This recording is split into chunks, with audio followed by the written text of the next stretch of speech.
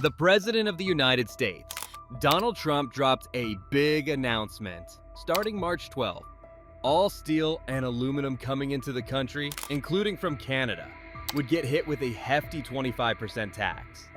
This move sent shockwaves across the border. Canadian officials, businesses, and everyday people weren't happy. They worried about how this could mess with the economy and strain ties between the two countries. But it wasn't just Canada raising eyebrows. American business leaders, economists, and politicians also sounded the alarm, warning that this could backfire on the US economy. So why steel and aluminum? Well, if you've ever seen a car, you've seen these metals at work. The average car uses about 900 to 1,500 pounds of steel and another 250 pounds of aluminum. They're in everything from the body panels to the engine block. Here's where Canada comes in. It's the biggest supplier of these materials to the US, providing more than half of America's aluminum and nearly a fifth of its steel. So when the 25% tariff kicked in, it was like slapping a giant "Pay More" sticker on every car made in the US. Suddenly, making cars got way more expensive. Depending on the model and materials used, the cost of building a single vehicle jumped anywhere from $800 to $3,000. When you add that up across the whole industry, it means an extra $22.4 billion in costs for US automakers. Big names like Ford felt the heat. They reported an extra $1 billion a year in manufacturing costs because of the tariffs, forcing them to raise prices on some of their top-selling models. GM and Stellantis, which used to be Fiat Chrysler, also struggled, cutting production in certain plants and even moving some operations overseas to dodge the rising expenses. What makes things even trickier is how tangled the North American auto industry is. Building a single car often involves parts and materials crossing the US-Canada border several times. For example, an engine block might be cast in Canada, shipped to the US for finishing, sent back to Canada for more parts, and then finally returned to the US for assembly. Tariffs threw a wrench into this smooth system. Now every border crossing meant extra costs and paperwork. Companies had to scramble for new suppliers, usually more expensive ones, causing delays in the tightly scheduled production process. And then there's the investment problem. With trade policies shifting so unpredictably, many automakers hesitated to pour money into new factories or equipment, unsure of what curveball might come next. Before these tariffs hit, the US imported a whopping $31.2 billion worth of Canadian-made cars every year, making Canada its top auto trade partner. With rising costs and growing trade tensions, some automakers are rethinking where they get their materials, and that shift could put American auto jobs on the chopping block. It's not just car buyers who are feeling the sting, workers are too. The Center for Automotive Research warns that as factories cut back production to manage the extra costs, up to 45,000 American auto jobs could be in danger. Meanwhile, north of the border, Canadians aren't taking this lightly. The tariffs have fueled a wave of national pride and made many rethink their relationship with the US. Some Canadians are even scrapping their travel plans to America, frustrated by President Trump's jabs, including his offhand comments about Canada possibly becoming the 51st state. Travel expert Mackenzie McMillan has noticed the shift firsthand. She's seen a sharp drop in travel bookings to the US, blaming the dip on growing political tensions. And this isn't just about empty hotel rooms and quieter shopping malls. If Canadian travel to the US drops by just 10%, American businesses could lose around $2.1 billion and about 14,000 jobs. On the political front, Chrystia Freeland, Canada's former Deputy Prime Minister and now a leading Liberal Party figure, has been loud and clear about where she stands. She's called Trump's tariffs a flat-out betrayal and even likened them to economic warfare, warning of the serious damage they could inflict on Canada's economy. In a recent interview, Freeland shared a moment from past talks with Trump where he nicknamed her the Killer because of her fierce negotiating skills. She didn't shy away from the label, saying, "I don't mind that, because we need now to stand up and fight for Canada." That nickname didn't come out of nowhere. Freeland was a key player in the heated renegotiations of NAFTA, where her tough stance clearly left an impression on Trump. Chrystia Freeland didn't hold back during a CNN interview covered by Politico. She called Trump's 25% tariffs on Canadian goods utter madness and straight up labeled them an act of economic warfare. For Freeland, this wasn't just about dollars and cents. She argued that Trump's move didn't just shake the North American economy, it also felt like a slap in the face to the long-standing friendship between Canada and the US. And she made one thing crystal clear: Canada wasn't going to sit back quietly. Freeland has been relentless in criticizing Trump's bigger America First approach, warning that it's pushing the US away from its closest allies. Just days before the CNN interview, on February 2nd, she said, "If America keeps going down this road, it's going to isolate itself. This is a direct attack on our sovereignty and a betrayal of its best partner in the world." Her message? These kinds of trade moves don't just hurt Canada, they could damage the US economy and unravel decades of cooperation between the two neighbors. And she wasn't done yet. On February 12th, in an interview with The Independent, Freeland amped up the heat, saying, "Our counterpunch has to be dollar for dollar, and it needs to hurt exactly where it counts." She even took to Instagram to double down, posting, "We're going after American stakeholders who matter to the White House." Freeland's plan? Go for the pressure points. She's floated ideas like slapping a 100% tariff on Tesla vehicles and hitting industries that could cause political headaches for Trump. Think Wisconsin dairy farmers. The goal? Make sure the pain of these tariffs is felt loud and clear in Washington. But Freeland isn't the only one speaking out. Jagmeet Singh, leader of Canada's New Democratic Party, has also been a fierce critic of Trump's trade tactics. He's calling it what he believes it is, an all-out trade war. Singh's been especially vocal about protecting Canadian workers, warning, "We can't let working Canadians pay the price for this mess." Jagmeet Singh isn't pulling any punches when it comes to President Trump's proposed tariffs on Canadian imports. His response? Hit back hard and make it personal. One of Singh's boldest moves is calling for a 100% tariff on Tesla vehicles, aiming straight at Elon Musk. Why Musk? Well, he hasn't exactly been shy about backing Trump's policies, and his offhand comments about Canada possibly becoming the 51st US state didn't sit well north of the border. "We've got to stand our ground," Singh declared. "When someone takes a swing at Canada, we swing back." But he didn't stop there. Singh slammed Musk directly, saying, "Elon Musk has been loud taking shots at our country. We're not just gonna sit here and take it." This isn't just about cars, it's about sending a message. Singh wants Musk, Trump, and anyone else watching to know that Canada won't tolerate economic bullying. At the same time, Singh's thinking about Canadian consumers. He's pushing for a $10,000 rebate on Canadian-made electric vehicles, hoping to steer buyers away from American imports and boost local industries. "We want Canadians buying Canadian," Singh explained. "And if that means hitting Trump and Musk where it hurts, so be it." But Singh's strategy doesn't end with cars. He's also eyeing the minerals market, specifically the critical minerals used in batteries for electric vehicles. Singh has floated the idea of cutting off exports of these resources to the US, a move that would hit Tesla and other American manufacturers right at the heart of their supply chains.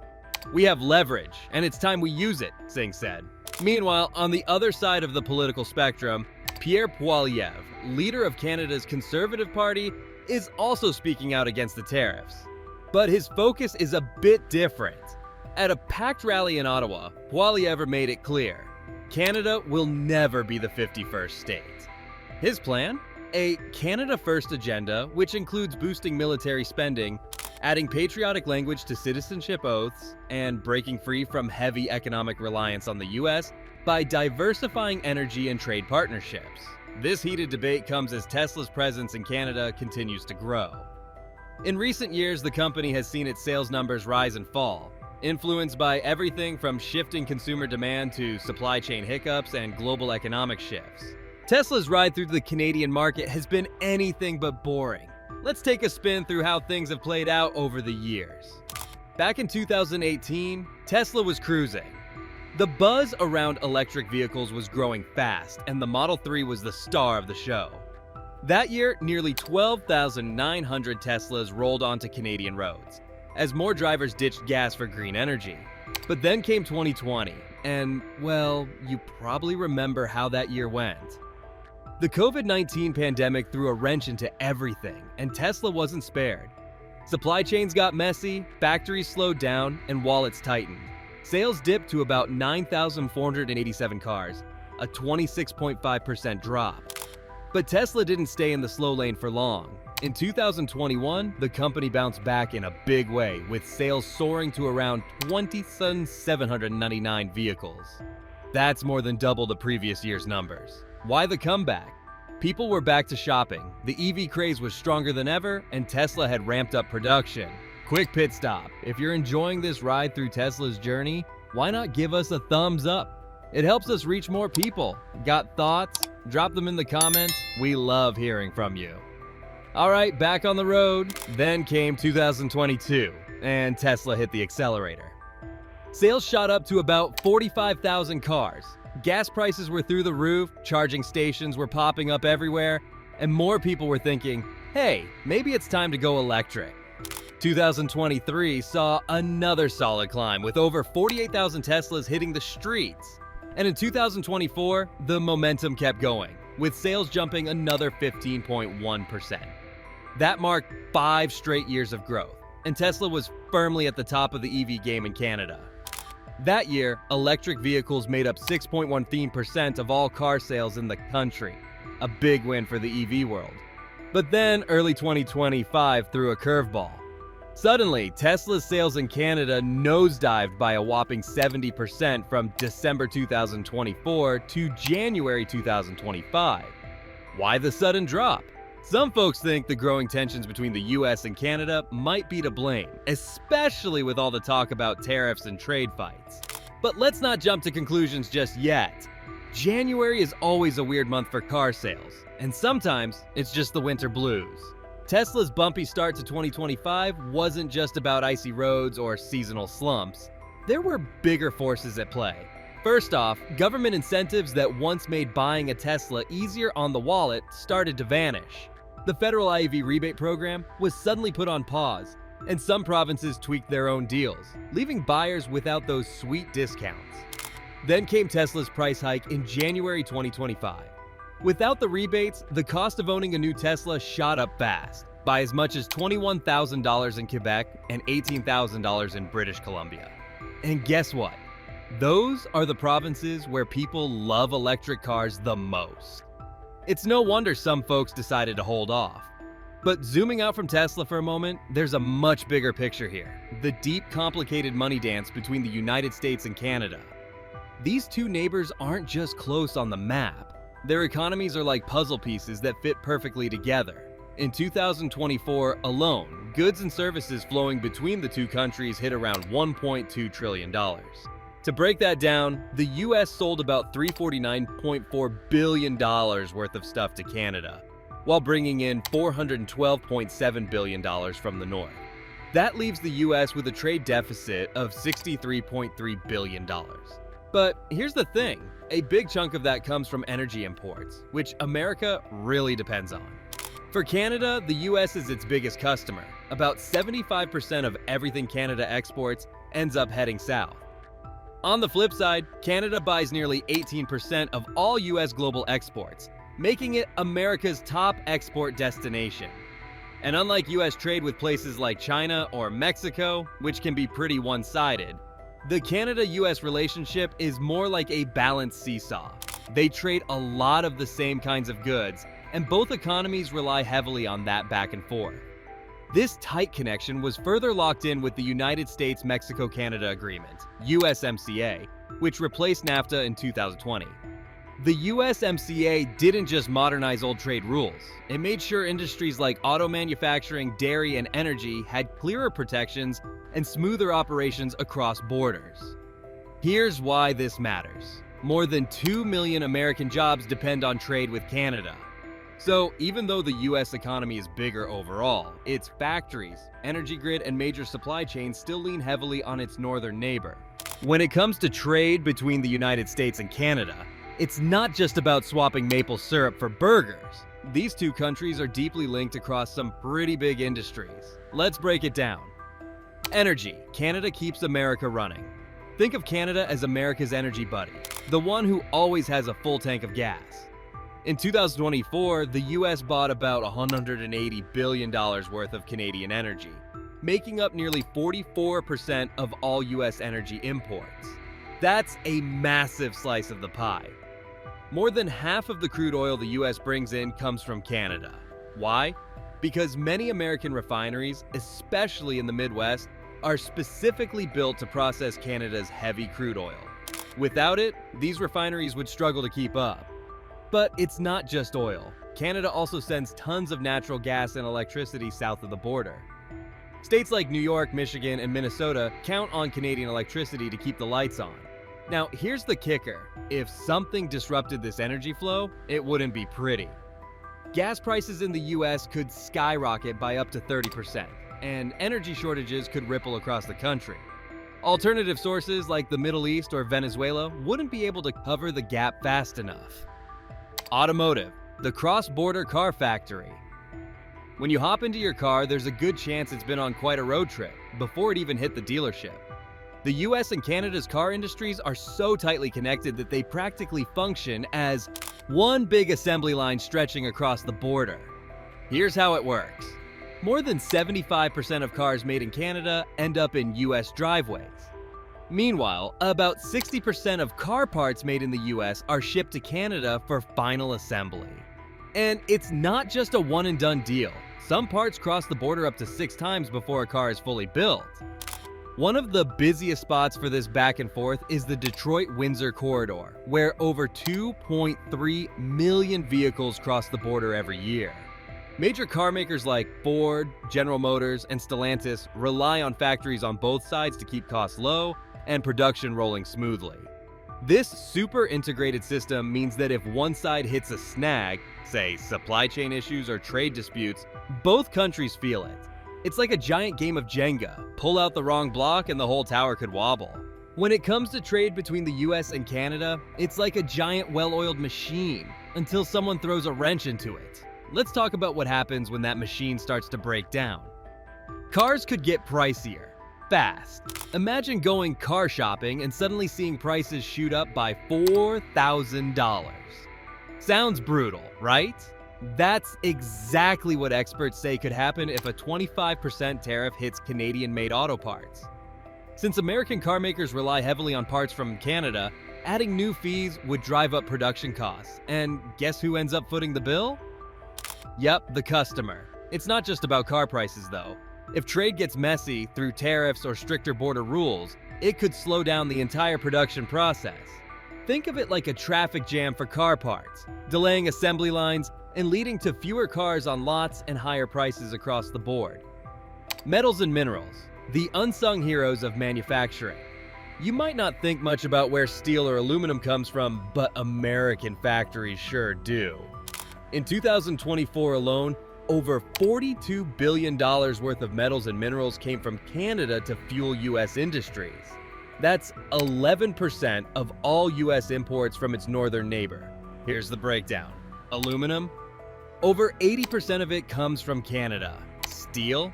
Nearly half of US imports are Canadian. Rare earth minerals? Crucial for making everything from smartphones to fighter jets. Canada's a top supplier. Copper and nickel, big players in building electric cars, solar panels, and even skyscrapers. If trade hits a snag, American companies could run low on key materials. That means industries like aerospace, construction, and consumer electronics would see production slowdowns and costs climb. Bad news for both businesses and shoppers. Farming, more than just wheat and cows. Let's not forget about food. In 2024, US farmers sent $27 billion worth of crops and meat to Canada, making it their biggest customer. But it's not a one-way street. The US also bought $32 billion in Canadian food, including dairy, wheat, seafood, and livestock. This constant back and forth keeps grocery stores stocked and food prices steady on both sides of the border. But if that flow gets disrupted, shoppers could face emptier shelves and higher prices for everyday items like bread, cheese, and beef. Why this trade relationship matters? A lot. The US-Canada partnership isn't just nice to have, it's essential. Over 2 million American jobs depend on this cross-border trade, and entire industries, from energy to tech, rely on Canadian resources and materials. Even though the US economy is bigger, it leans hard on Canada for everything from oil to auto parts. Disruptions like tariffs or policy shifts wouldn't just inconvenience a few companies. They could ripple through supply chains, hit workers, and raise costs for everyday Americans.